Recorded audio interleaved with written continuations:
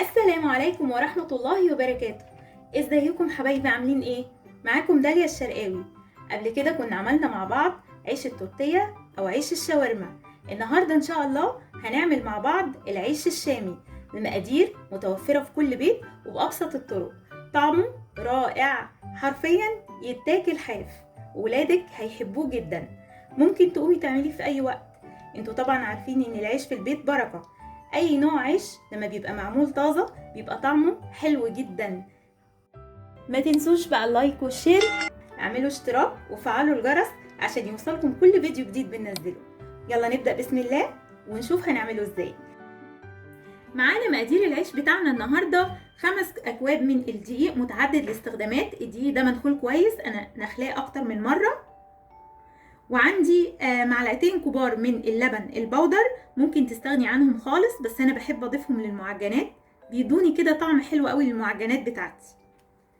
عندي معلقة صغيرة من البيكنج باودر، ونص معلقة صغيرة من الملح، ومعلقة كبيرة من الخميرة الفورية، وعندي معلقتين كبار من السكر ومعلقتين كبار من الخل.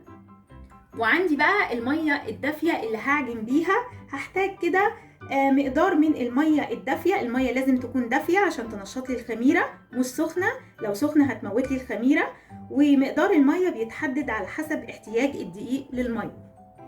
تعالوا بقى نشوف هنبتدي بأول خطوة ازاي. أول خطوة هنعملها مع بعض كده، هناخد نص كوباية من المية الدافية ونضيف عليهم معلقة كبيرة من الخميرة ومعلقتين كبار من السكر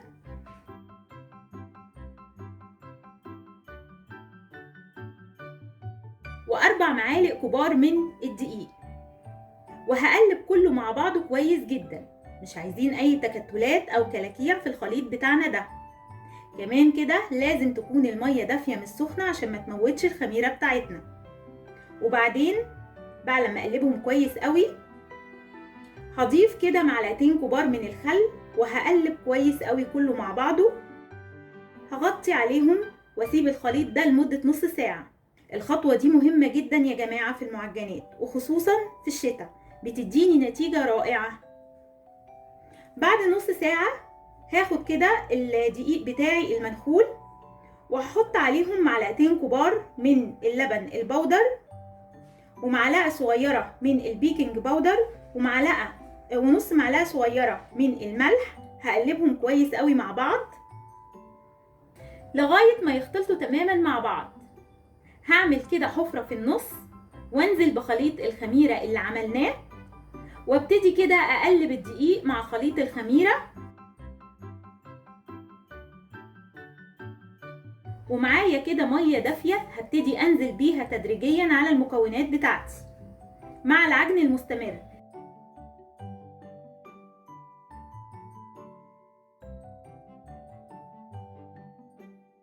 لغاية ما تتكون معايا عجينة ملمومة بالشكل اللي انتم شايفينه ده.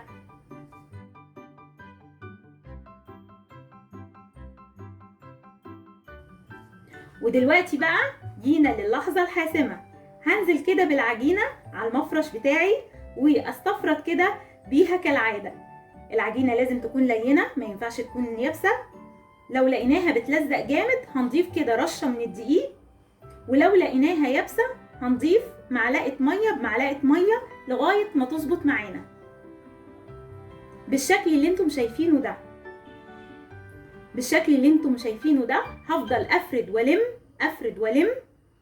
خلاص كده تمام، العجينة معايا لينة زي ما انتم شايفين كده. هاخدها بقى احطها في بولة واغطيها بستريتش راب او بكيس بلاستيك،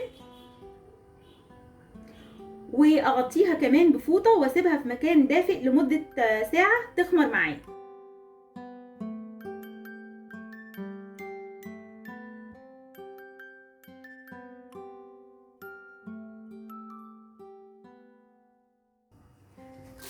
وادي العجينة بتاعتنا اهي بعد ما سيبناها ساعة تخمر. في الصيف بتحتاج وقت اقل من كده بكتير عشان تخمر. ممكن في الشتاء الجو طبعا انتوا عارفين اليومين دول ابتدى يسقع. فتحت الفرن كده لمدة دقيقتين وحطيتها فيها. بصوا بسم الله ما شاء الله، خمرانة وجميلة. هنبتدي بقى نقطع العجينة بتاعتنا. هنقطع كده العجينة بتاعتنا بعد لما خمرت لكرات، نحاول كده تكون متساوية الحجم. طبعا الحجم ده على حسب ما بنفضله احنا، وعلى حسب ما كل واحد ذوقه في العيش بتاعه، يحبوا حجم متوسط او صغير او كبير زي ما تحبوا.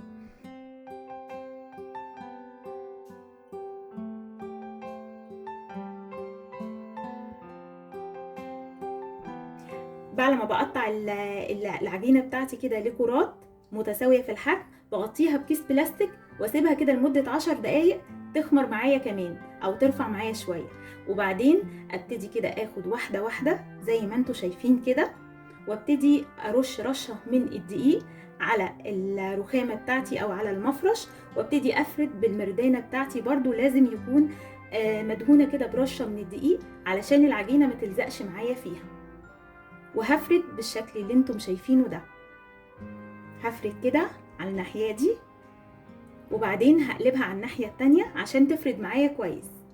كل ما العجينة ارتاحت معايا شوية او سبتها تريح كده 10 دقايق، بعد لما قطعناها هيديني نتيجة كويسة جدا في الفرد، وهتفرد معايا كويس، ومش هتبقى عاملة زي الاستك كده كل لما اجي افردها ترد تاني. فردناه بالشكل اللي انتم شايفينه ده كده. بقى هحطه هنا كده يرفع بس معايا، يخمر مرة كمان. تمام. وابتدي اعمل الواحدة التانية.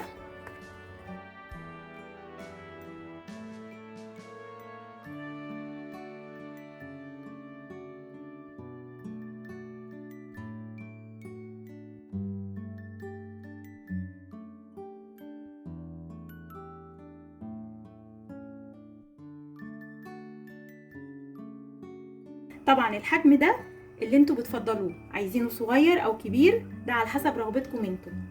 بفردها كده بنص سنتي زي ما انتوا شايفين كده بالشكل ده، واحطها كده في صينية واغطيها بفوطة، وهنسيبه برضو هنا يخمر يرفع بس معانا تاني عقبال ما نخلص الباقي.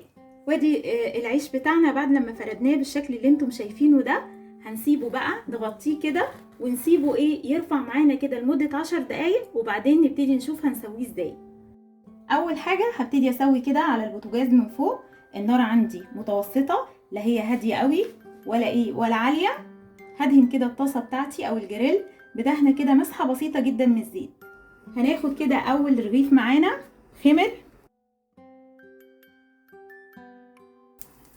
اول ما يبتدي يظهر عندي الفقاعات اللي انتم شايفينها دي ويبتدي كده يرتفع معايا، هقلبه كده على الناحية التانية.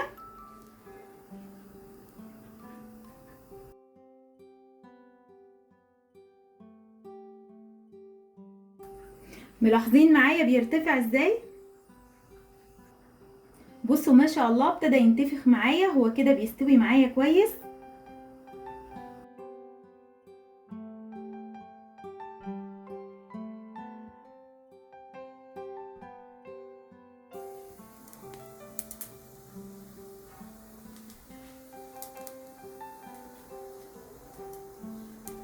هو كده انتفخ واخد لون جميل واستوى معايا ما شاء الله، جميل جدا تحفة. هاخده كده بقى واحطه على على فوطة. وادي كده تاني واحد معايا هسويه بنفس الطريقة. برضو النار عندي متوسطة. اول ما تظهر عندي الفقاعات ويبتدي يغير لونه، استنى عليه كده شوية.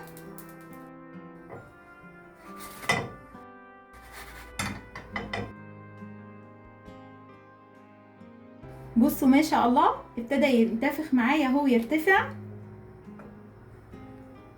كده، هو بيستوي تمام من جوه. طريقته بسيطة جدا، مفيش اسهل منها سواء في العجين نفسه او في التسوية، وما بياخدش مننا وقت خالص.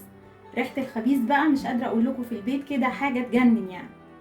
كله بيبقى منتظر ويطلع يستوي كده واحد واحد ويبتدوا يخطفوه من بعض.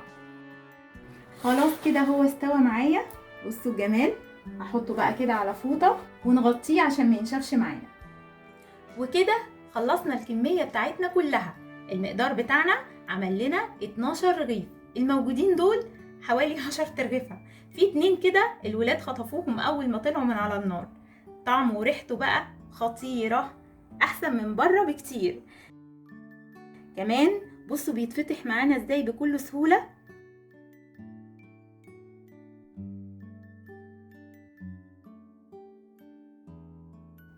يلا بقى قوموا جربوه وما تكسلوش، وقولوا لي آراءكم في التعليقات. وما تنسوش لو عجبكم الفيديو لايك وشير والاشتراك في القناة.